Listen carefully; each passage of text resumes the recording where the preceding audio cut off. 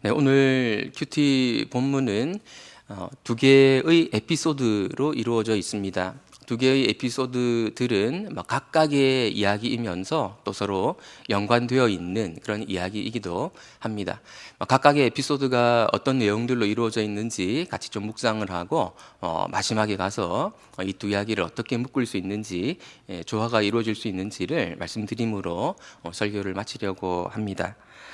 오늘 첫 번째 에피소드는 한 나병 환자가 예수님을 찾아온 일로 시작하고 있습니다. 우리 12절 말씀 다시 한번 같이 읽어보겠습니다.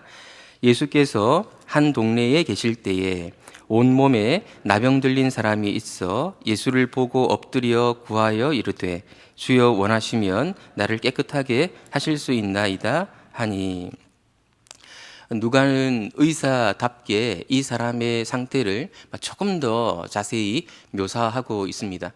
온 몸에 나병 들린 사람, 나병이 매우 심각했음을 잘 보여주고 있습니다. 아마도 겉으로 보기에도 매우 흉측한 그런 모습이 아니었을까 짐작이 됩니다. 이 나병 환자가 한 동네에 계시던 예수님을 찾아왔다고 하는 것은 레위기에 규정되어 있는 경계선을 침범했다는 뜻입니다.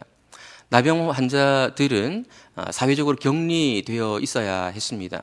의식적으로 접촉하는 다른 사람들을 부정하게 만들어서 그들이 예배에 참여할 수 없도록 만들었기 때문이기도 하고, 전염의 우려가 있었기 때문에 이 사람들은 격리되는 것이 마땅했고, 그것이 레위기가 규정하고 있는 법이었습니다.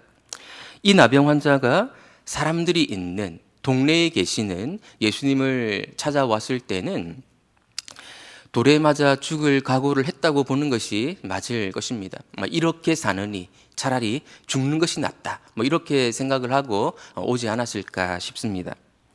그런 예수님 앞에 엎드려서 원하시면 나를 깨끗하게 하실 수 있습니다 라고 고백하고 있습니다. 또 이 사람의 마음속에는 예수님이라면 자신의 이 질병을 고쳐주실 수 있다는 그런 믿음이 있었던 것 같습니다.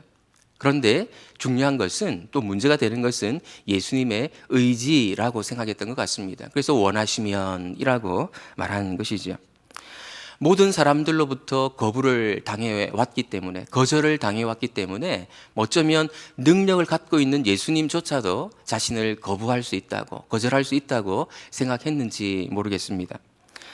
그럼에도 예수님이 자신을 고쳐주실 수 있는 그런 능력이 있다는 사실에 대해서는 믿고 있었던 것 같습니다. 그런데 어떻게 이 믿음이 이 나병 환자에게 들어왔는지 그것을 잘 알 수는 없습니다. 앞의 이야기들을 좀 살펴보면 예수님이 귀신 들린 사람에게서 귀신을 쫓아내신 그런 이야기가 있었고, 또 시몬 장모의 열병을 고쳐주신 일이 있었고, 그 일 이후에 그 동네의 여러 병자들을 고쳐주신 그런 이야기가 앞에 언급되어 있습니다. 아마도 이런 예수님의 행하신 일들이 소문이 되고 소문이 되어서 이 나병 환자의 귀에까지 들어갔을 가능성이 있습니다.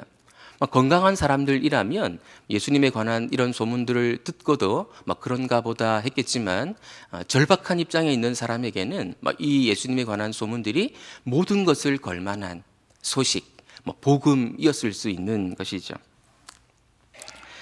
예수님은 감사하게도 나병 환자를 거부하지 않으셨습니다. 내가 원하노니 깨끗함을 받으라. 그렇게 말씀을 하시자 나병이 곧 떠나갔다고 기록하고 있습니다. 나병이 곧 떠나갔다고 하는 것이 무엇인지 정확히 이야기는 어렵습니다. 그 순간, 예수님께서 말씀하시는 그 순간 피부가 깨끗하게 고침을 받았다는 말인지, 피부병이 고쳐지기 시작해서 이 사람의 피부가 나아지기 시작한 것을 말하는 것인지 정확히 알 수는 없습니다. 어쨌든 이 나병 환자는 자신의 몸에, 자신의 피부에 변화가 일어나고 있다는 사실은 분명히 깨달았을 것입니다. 그런데 여기서 우리가 더 눈여겨보아야 할 것이 있습니다. 예수님이 나병 환자에게 단지 깨끗함을 받으라 라고 말씀만 하시지 않고 손을 내밀어 그에게 대셨다라는 사실입니다. 아직 고침받기 전인 그 사람의 몸에 예수님이 손을 갖다 대신 것이죠. 우리는 오랜 세월 동안 아무도 이 사람의 몸에 손을 대지 않았을 것이라는 사실을 어렵지 않게 짐작할 수 있습니다. 이 사람의 몸 전체가 병균 덩어리였기 때문에 누구도 그의 몸에 손을 대려고 하지 않았을 것입니다. 예수님은 깨끗함을 받으라 라고 하는 고맙고 은혜로운 말씀만큼이나 그 사람의 몸에 접촉하는 것이 그 사람에게 유익하리라고 생각하셨던 것이 분명합니다. 예수님은 그 사람을 정상적인 사람으로 대하고 계시다는 사실을 경험할 수 있도록 만들어 주셨던 것이죠. 사실은 그 뒤 이야기가 더 중요합니다. 예수님께서 말씀하신 분량을 보더라도 내가 원하노니 깨끗함을 받으라 라는 말씀보다 그 뒤에 나오는 말씀의 분량이 더 긴데요. 우리 14절 말씀 같이 한번 읽어보겠습니다. 예수께서 그를 경고하시되 아무에게도 이르지 말고 가서 제사장에게 내 몸을 보이고 또 내가 깨끗하게 됨으로 인하여 모세가 명한 대로 예물을 드려 그들에게 입증하라 하셨더니, 예수님은 나병 환자에게 꼭 제사장을 찾아가라고 당부하십니다. 제사장은 오늘날 말로 치면 건강 증명서를 떼줄 수 있는 공무원과 같은 그런 역할도 했다고 말할 수 있습니다. 제사장에게 확인받고 나서야 비로소 가정으로, 사회로 돌아갈 수 있었습니다. 예수님이 경고하신 것은 이 일이 굉장히 중요하다. 다른 사람에게 이르지 말라고 한 측면도 경고의 내용이지만 더 중요한 것은 꼭 제사장에게 가서 입증받으라 하는 이 사실을 경고하신 것으로 볼 수 있습니다. 그것은 이 일이 매우 중요하다는 것이죠. 예수님의 목표는 단순히 이 나병 환자의 몸을 치유하는 데 있었던 것은 아니었습니다. 물론 예수님을 찾아온 이 나병 환자의 목표는 그것이었을 가능성이 크지만요. 예수님은 그 환자의 진정한 회복, 온전한 회복에 관심이 많으셨습니다. 그래서 그를 사회적으로 복귀시키시려는 것, 그리고 공동체의 일원이 되게 하시려는 데 관심을 보이고 계신 것이죠. 예수님은 나병 환자가 미처 인식하지 못했을 부분을 지적하시면서 그것을 채워주신 것입니다. 예수님은 예수님을 찾아오는 사람들에게 온전한 회복을 주기 원하시는 분이라는 사실을 우리에게 보여주십니다. 고침받은 나병 환자가 동네에 들어가서 소문을 퍼뜨렸는지 수많은 사람들이 예수님께 몰려들었습니다. 예수님이 이 땅에 오신 이유가 많은 사람들을 구원하기 위함이 아니겠습니까? 그렇다면 많은 사람들이 예수님께 찾아오는 일은 귀한 일이고 반가운 일일 수 있는 것이죠. 어쩌면 예수님을 부르는 곳마다 찾아다니면서 예수님은 당신의 복음을 전파하는 것이 마땅해 보일 수 있습니다. 하지만 예수님은 그런 모습을 취하지 않고 사람들을 피하는 모습을 보여주십니다. 한적한 곳으로 가서 기도하십니다. 누가는 예수님이 기도하시는 이런 모습을 자주 보여주는데요. 예수님이 사역을 감당하실 수 있는 힘의 근원이 어디에 있는가를 독자들에게, 우리들에게 알게 해주려는 데 있는 것 같습니다. 예수님이 그 모든 사역들을 감당하실 수 있는, 지속적으로 감당할 수 있는 그 힘의 근원은 하나님께 기도한 데 있었다라는 사실을 보여주려 한 것이죠. 예수님이 그렇게 하셨다면 우리는 더 그래야 맞을 것입니다. 오늘날에도 세상은 예수님의 손길을 필요로 합니다. 그리고 그 손길을 바로 우리들에게서 만나기를 기대하고 있는 것 같습니다.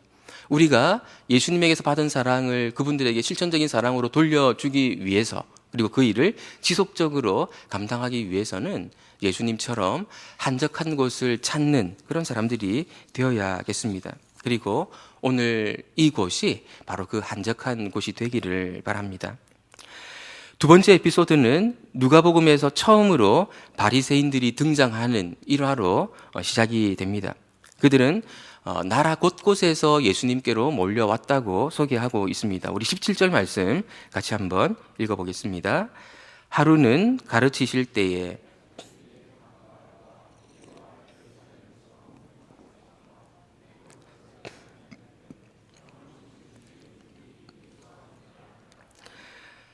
바리새인들은 갈릴리의 각 마을과 유대와 예루살렘에서 왔다고 기록하고 있습니다.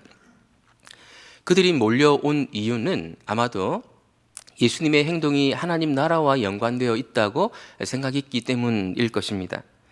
바리새인들은 예수님 당시에 유대인들 가운데서 누구보다도 하나님 나라에 관심이 많은 사람들이었습니다. 하나님 나라가 도래하기를 학수고대했던 사람들이었습니다.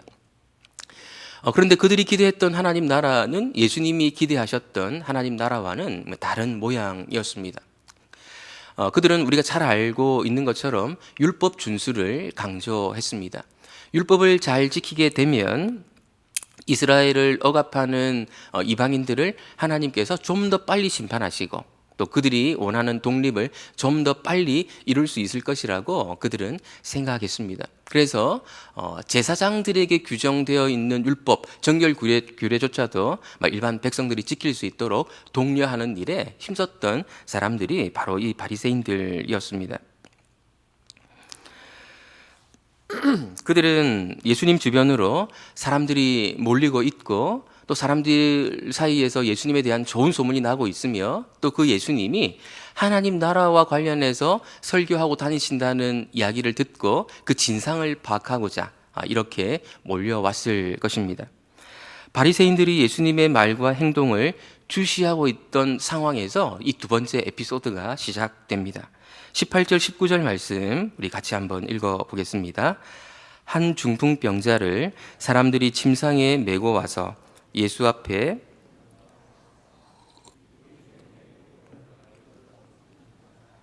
지붕에 올라가 기와를 벗기고 병자를 침상째 무리 가운데로 예수 앞에 달아내리니, 사람들이 한 중풍병자를 침상째 메고 왔습니다. 예수님 앞에 데리고 가서 예수님께서 고쳐주시기를 원했을 것입니다. 그런데 무리 때문에 사람들이 너무 많이 몰려 있었기 때문에 예수님께 갈 수가 없었습니다. 그들이 생각해낸 묘안은 지붕을 뚫어서 구멍을 내고 그것을 통해서 그 침상을, 그 나병 환자가 누워있는 침상을 내리는 것이었습니다. 이 사람들이 아무런 고민 없이 이 일을 시도했을 것이라고 생각하기는 곤란해 보입니다.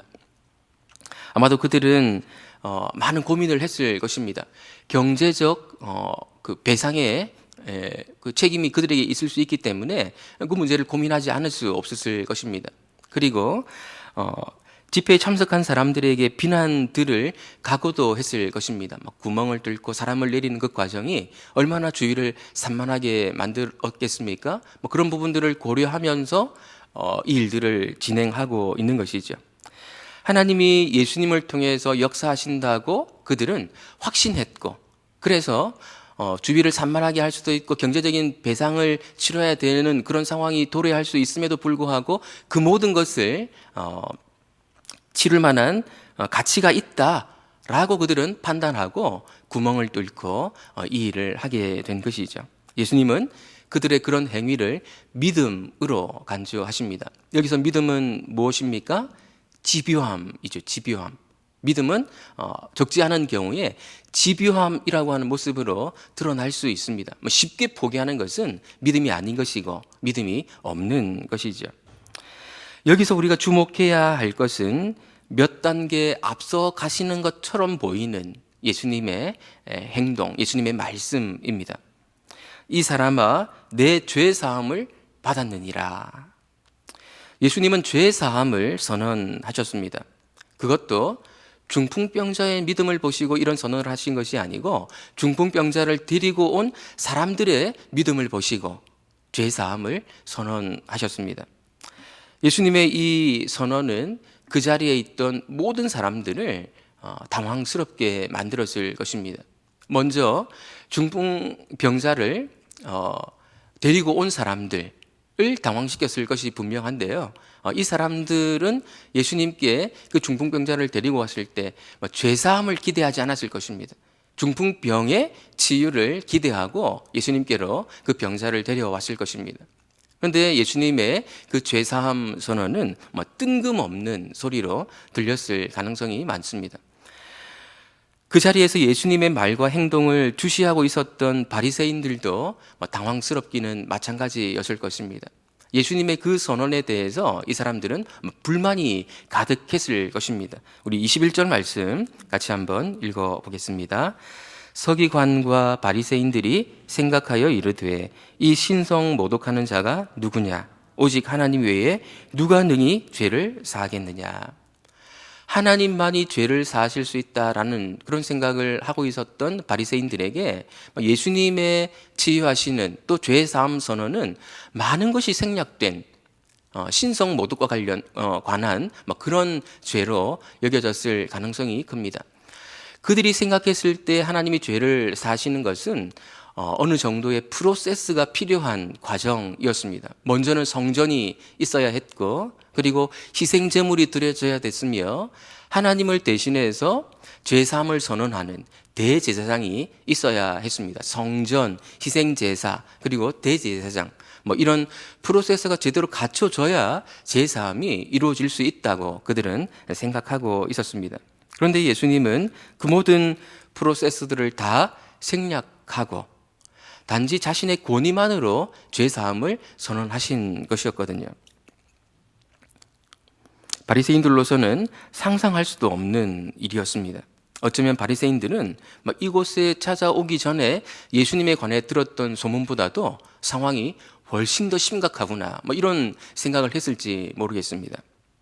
예수님은 상황이 이렇게 전개될 줄 모르셨을까요? 중풍병자를 데리고 온 사람들의 바람이 무엇이었는지 모르셨을까요? 그분을 주시하고 있던 바리새인들의 의도가 무엇이었는지 모르셨을까요? 그렇지 않았을 것입니다. 그저 중풍병을 고쳐주기만 했다면 아무 문제 없이 그날 하루가 흘러갔을 것입니다. 여러 사람들의 마음을 만족시켜주고 또 자신의 인기도 더 누릴 수 있는 그런 시간들로 채울 수 있었을 것입니다. 하지만 예수님은 그렇게 하지 않으셨습니다. 왜 그러셨을까요? 예수님은 중풍병자의 육체의 치유에만 관심이 있었던 것이 아니었기 때문입니다. 중풍병자에 대한 예수님의 진짜 관심은 그가 중풍병의 치유를 넘어서 죄 용서받는 데 있었기 때문이었습니다. 중풍병과 죄는 사실 어느 정도 상관관계가 있습니다. 모든 병들이 그런 것처럼 중풍병도 죄가 무엇인가 하는 것을 보여주는 그런 기능을 합니다. 중풍병은 몸의 일부가 마비되어서 내가 원하는 대로 몸이 움직이지 않는 그런 병 아니겠습니까? 우리는 원래 하나님과 교제하면서 하나님을 사랑하고 하나님을 섬기고 다른 사람들을 섬기는 존재로 지음을 받았는데 마치 중풍병에 걸린 사람들처럼 우리는 그런 식으로 우리의 몸을, 우리의 생각을, 우리의 마음을 움직이지 못하는 존재가 되어버린 것이죠. 그런 점에서 우리 모두는 영적 중풍병자다라고 말할 수 있을지 모르겠습니다.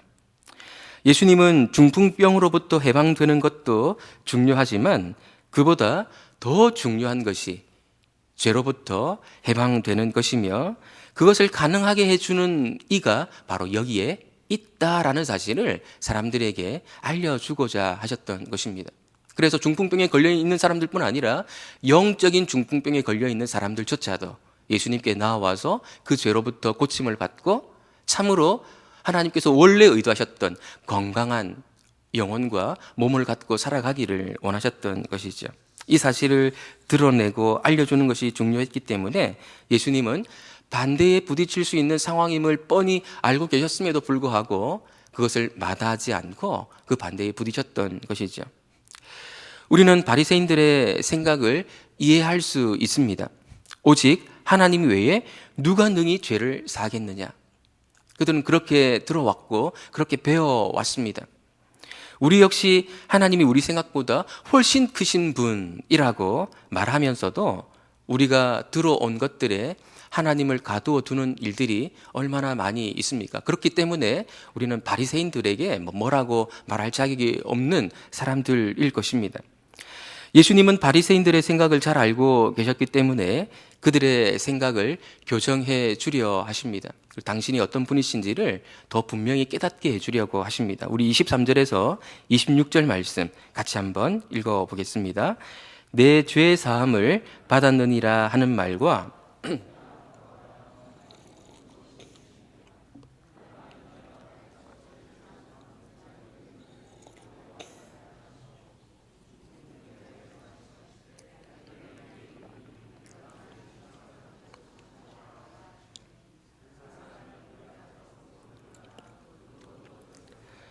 하나님께 영광을 돌리며 자기 집으로 돌아가니 모든 사람이 놀라 하나님께 영광을 돌리며 심히 두려워하여 이르되 오늘 우리가 놀라운 일을 보았다 하니라.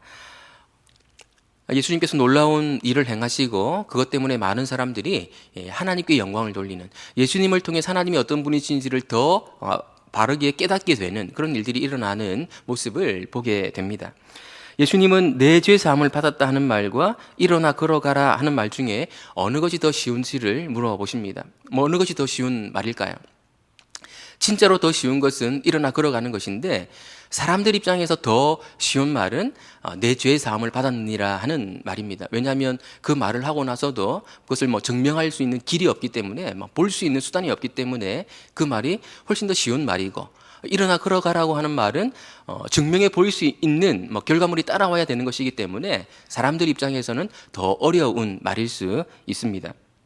예수님은 사람들이 볼 때 훨씬 더 어려워 보이는 일어나 걸어가라는 그 일들을 나중에 시행하고 그 일들이 이루어지게 하심으로써 사람들이 보기에 더 쉬워 보이는 죄사함, 사실은 더 어려운 내용인 죄사함 을 줄 수 있는 권세가 예수님께 있다는 사실을 입증해 보이기를 원하셨습니다. 어쨌든 그 두 가지는 연관되어서 사람들이 예수님이 어떤 분이신가를 알게 해주는 그런 도구가 될 수 있었습니다. 그 사건을 목격한 사람들은 이제 어떤 선택을 해야 할까요? 그들이 예전부터 알고 있었던 그 지식을 고집하든지, 일어난 현상을 목격하고 나서 그들이 알고 있었던 지식과 일어난 이 사실을 조화시키기 위해서 고민을 하고 생각을 정리하든지 둘 중에 어느 한 가지를 선택해야 했을 것입니다. 오늘 말씀을 좀 정리하려고 하는데요. 예수님은 중풍병자의 믿음이 아닌 그 중풍병자를 데려온 사람들의 믿음을 보시고 중풍병자를 치유해 주시고 제사함까지 베풀어 주셨습니다. 예수님은 누군가를 예수님께로 데려오려고 애쓰는 사람들의 수고를 매우 귀하게 보신다는 사실을 알려주시려는 것 같습니다. 누가는 초대교회를 염두에 두고 누가복음과 사도행전을 썼기 때문에 초대교회 사람들을 배려하고 그들의 믿음을 독려하고자 하는 의도가 이 누가복음에 있다고 생각해야 하는 것이 마땅합니다. 누군가를 예수님께로 데려오려고 애쓰는 일, 그 일은, 그 믿음은 칭찬받아 마땅하고 그 믿음 때문에 다른 사람들이 고침받고 또 죄사함 받을 수 있다는 것이죠.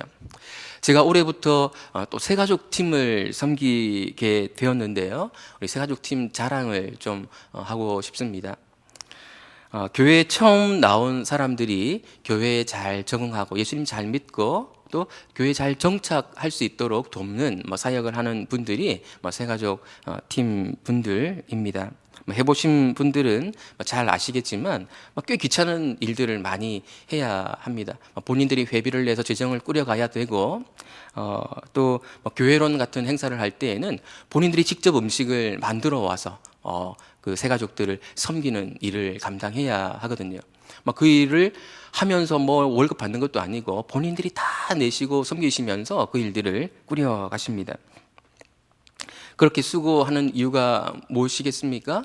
그분들이 좀 더 예수님께 가까이 가도록, 교회에 잘 적응할 수 있도록 도와주시려는 것이죠. 중풍병자를 데리고 온 사람들의 믿음을 보시고 중풍병자에게 복을 주신 예수님이 이분들의 수고를 얼마나 귀하게 여기실까 하는 생각을 하게 됩니다. 그분들뿐 아니라 다른 여러 가지 모양으로 섬기시는 분들에게도 예수님은 동일하게 그 수고를 귀하게 보실 것입니다. 오늘 본문은 두 환자들이 예수님께 나아온 이야기를 소개해 주었습니다. 한 나병 환자, 또 한 중풍병자가 예수님께 나아온 이야기를 보여주었습니다. 오늘 본문에 나온 사람들처럼 우리도 예수님께 나아갈 수 있습니다.